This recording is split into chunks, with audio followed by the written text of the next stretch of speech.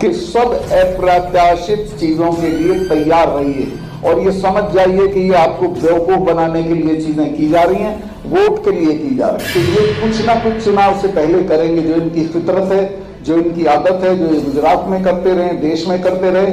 ये राम मंदिर पे गोला फेंकवा सकते हैं, ये किसी बीजेपी के बड़े नेता का कत्ल करा सकते हैं। मेरी डेफिनेट जानकारी है कि हमारे एनएसए दुबई क्यों जा रहे हैं बहुत जल्दी जल्दी, वहां पाकिस्तान के जनरल से बात करते हैं और मिली जुली कुश्ती करेंगे कि हम 4-5 दिन के लिए घुसेंगे, फिर हम आ जाएंगे, आप रिटेलिएट मत करिएगा।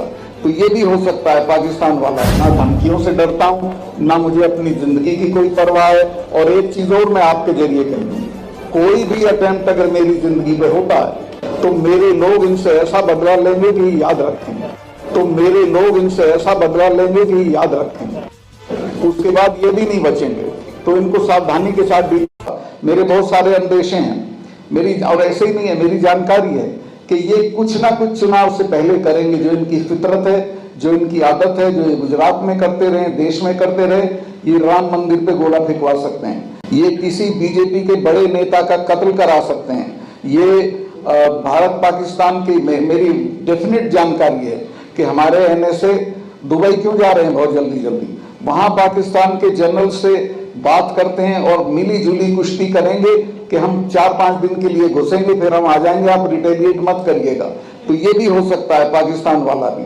तो इस तरह की चीजें होंगी, तो इसके लिए हमको अपनी जो जनता है उसको सावधान करना पड़ेगा।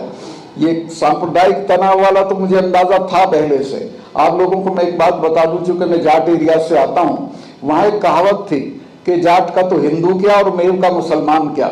चूंकि जाट ट्रेडिशनल सेंस में हिंदू नहीं होता, पूजा पाठ वाला नहीं होता, वो आर्य समाजी होता है। और इसी तरह मेव ट्रेडिशनल सेंस में मुसलमान नहीं होता, वो सिंपल एकदम सीधे सपाट। उनमें दंगा हुआ है कल, जिनके बारे में ये था कि ये इनमें कोई कम्युनलिज्म नहीं है, वहां दंगा हुआ है। और ये दंगा जानबूझ के, और ये एक ही जगह नहीं हुआ। कल में रात में 8-10 शहरों में वहां के हरियाणा के ये हुआ। हरियाणा में 47 के बाद कोई दंगे नहीं हुए थे, अब ये हुआ। 7-8 शहरों में, बड़े शहरों में ये दंगे हुए हैं और ये होंगे, देश में बड़े पैमाने पे होंगे। तो मैं आपके माध्यम से देश की जनता को, लोगों को सावधान करना चाहता हूं कि सब अप्रत्याशित चीजों के लिए तैयार रहिए और ये समझ जाइए कि ये आपको बेवकूफ बनाने के लिए चीजें की जा रही हैं, वोट के लिए की जा रही हैं।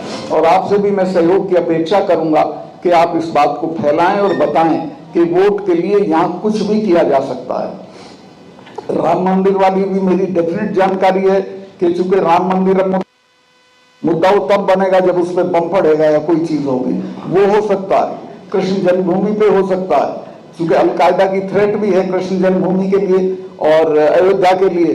तो जी हाँ, तो कुछ भी हो सकता है और ये कुछ भी करा सकते हैं। क्या बदला है सर? मेरे जीवन में ये बदलाव आया कि मेरी पूरी सिक्योरिटी विड्रॉ कर ली गई। मेरे पास ऑलमोस्ट Z+ सिक्योरिटी थी, अब मेरे पास एक सिपाही है। सिक्योरिटी विड्रॉ कर ली गई। जम्मू कश्मीर का गवर्नर और जिसने 370 हटाने में मुख्य भूमिका, तो मकान भी दिया जाता है दिल्ली में, वो अब मैं किराए के मकान में रह रहा हूं।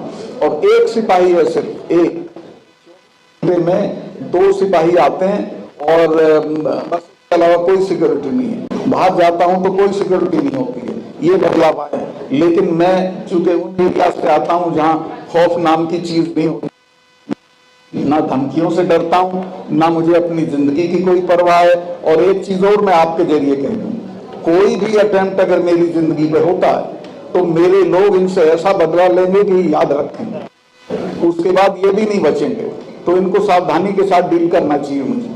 पहले मैं कोई चीजें बोलता था तो कोई रिएक्ट नहीं करता था सरकार का आदमी, लेकिन पुलवामा बोलने के बाद सम्मानित गृह मंत्री अमित शाह साहब ने कहा कि जब ये गवर्नर थे तब क्यों नहीं बोले थे।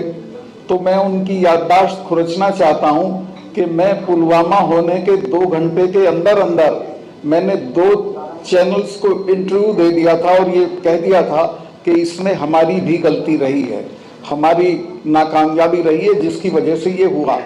और जब प्रधानमंत्री जी का फोन मुझे आया, चूंकि वो अनएक्सेसिबल थे, वो नेशनल कॉर्बेट पार्क में थे और उनके पास ये बहाना था कि वहाँ फोन अलाउड नहीं है, तो उनका फोन आया मुझे। ये घटना हुई है 3 साढ़े 3 बजे, 5 बजे उनका फोन आया और उन्होंने पूछा क्या हुआ। तो मैंने बताया कि साहब इस तरह से हमारे इतने जवान शहीद हो गए और ये हमारी गलती की वजह से हुआ, हमारी लापरवाही की वजह से हुआ। तो उन्होंने मुझे तत्काल कहा कि सतपाल इस पे बिल्कुल चुप रहिए, कुछ मत बोलिए।